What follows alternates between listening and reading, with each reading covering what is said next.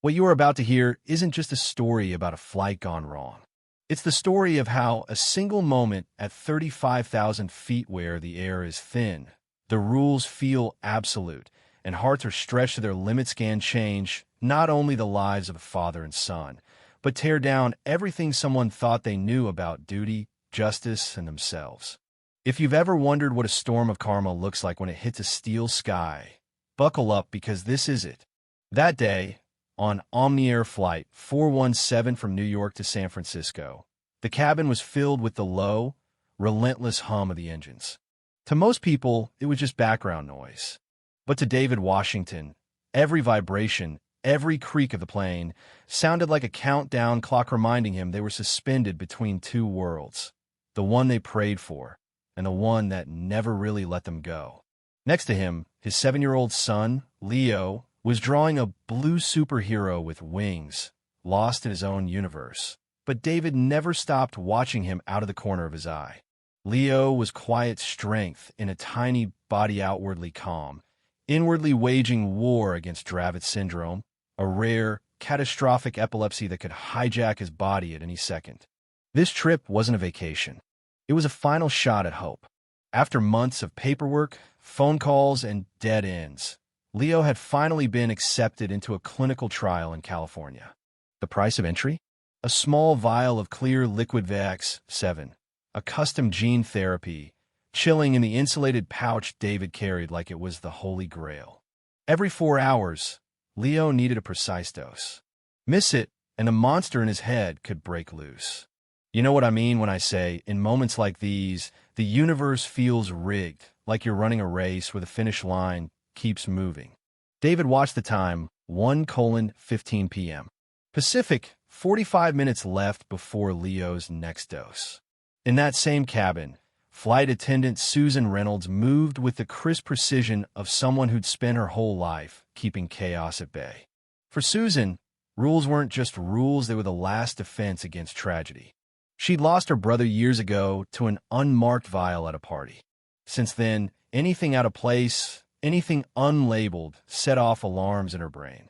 As she scanned the rows, her gaze lingered a beat too long on David and Leo the black pouch, the wary glance David shot her, the gentle patience in his voice with his son.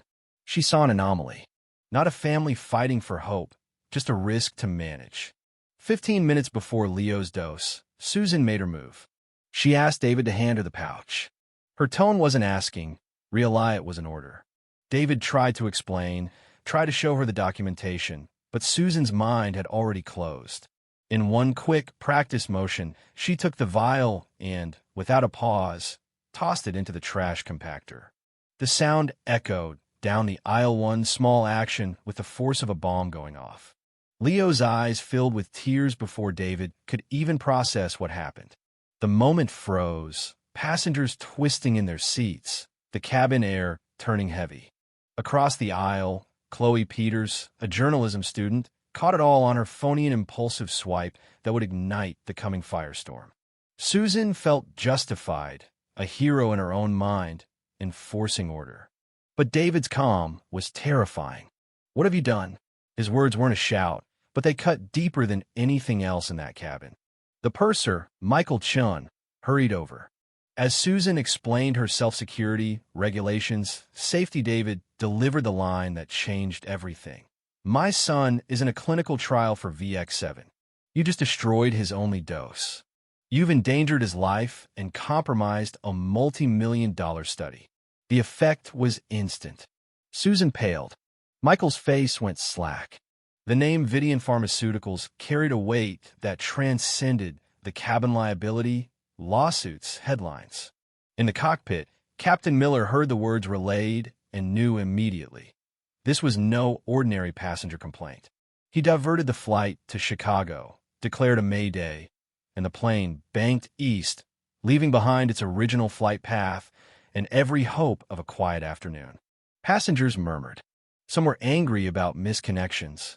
Some watched in horror. David was past all of it, kneeling in front of Leo, willing his son to hang on as the first tremor started. As they began the emergency descent, Dr. Isabella Rossi, a pediatric neurologist flying to a conference, came forward to help. Her grave face confirmed everything David feared. This was now a race against time. Susan, meanwhile, was a ghost in the galley, her authority stripped away in an instant.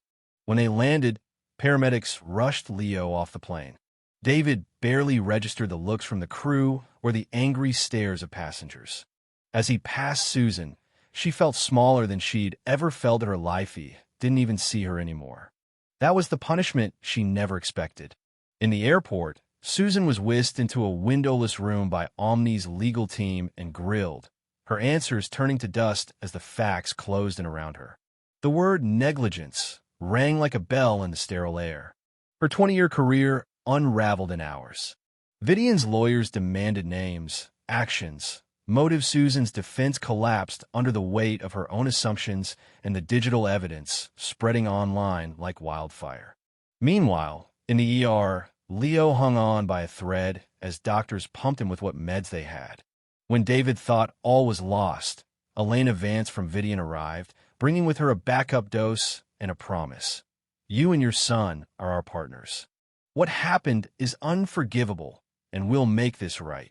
But the court of public opinion moved faster than any corporate machine.